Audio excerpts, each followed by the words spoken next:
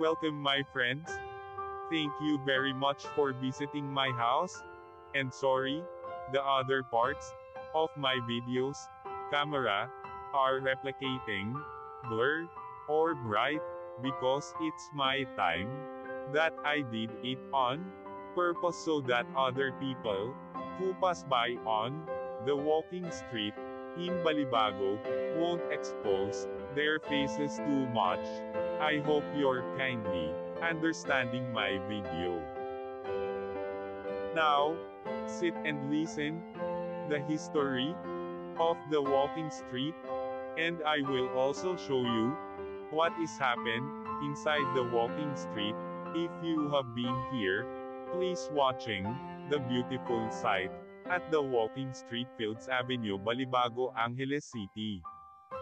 Fields Avenue, Balibago, Angeles City. Fields Avenue is the name of a major street running through Balibago area of Angeles City in the Philippines. It is the center of the red light district and the bar scene of the biggest entertainment district of the Philippines. Fields Avenue in Balibago, Angeles City. The name derives from the common military practice of naming roads adjacent to airfields as Field Street or Field Avenue.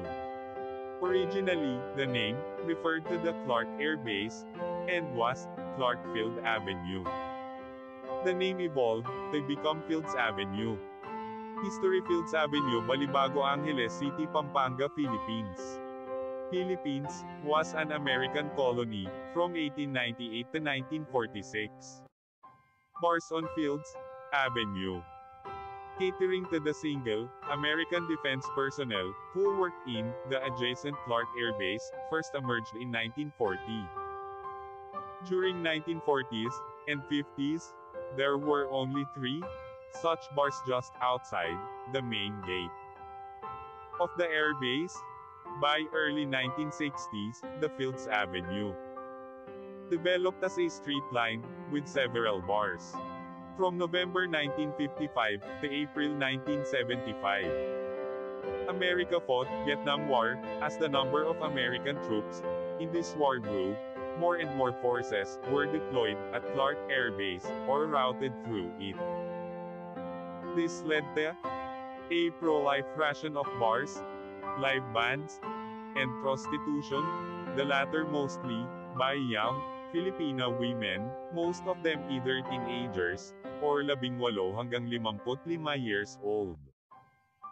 By the 1970s, there were more than 150 bars and prostitution joints along Fields Avenue.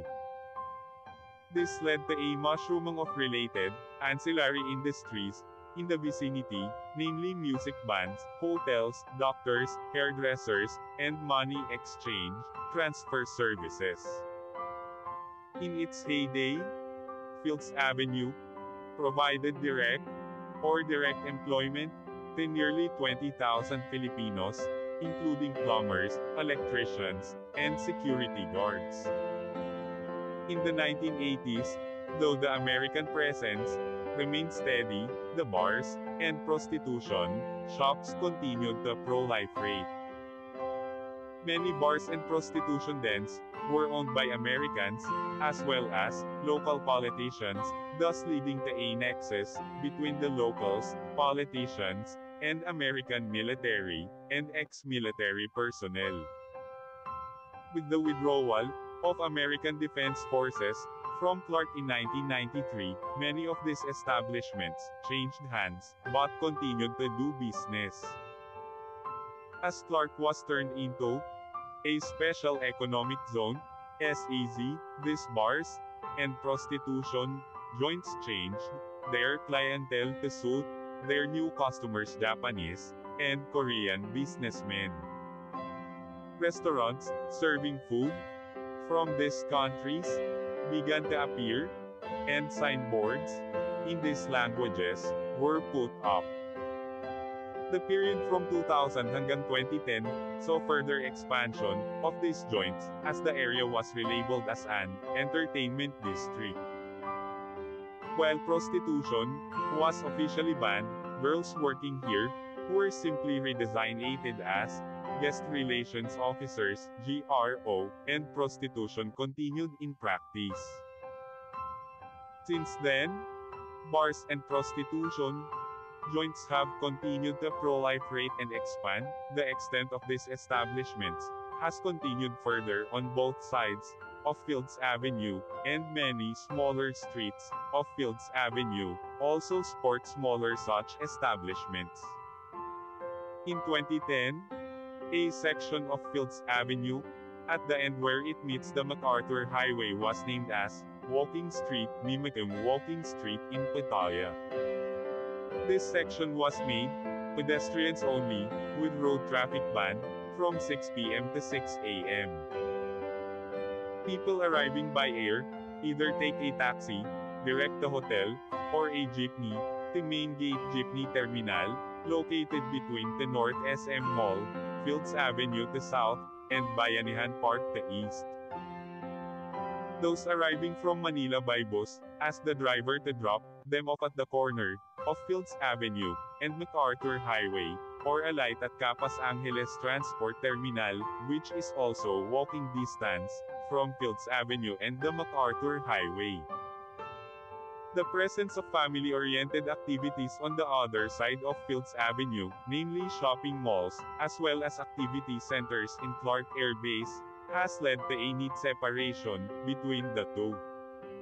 Fields Avenue tends to cater more to single foreigner men, and sometimes women too, with at least 5 bars featuring gigolos and gays, while the rest of Clark caters to family-based entertainment. Fields Avenue remains among the safest streets in the region, with restaurants and hotels. Fields Avenue has the largest density of hotels in Philippines, catering to all budgets, from a large number of 2-star and 3-star hotels, right up to a select few luxurious 5-star hotels. Many of the bars and hotels in Fields Avenue have restaurants attached. Fields Avenue has among the largest variety of restaurants in Philippines, with cuisines ranging from European, continental, Japanese, Korean, Australian, and a select few restaurants serving Indian, Arabic, and Filipino food.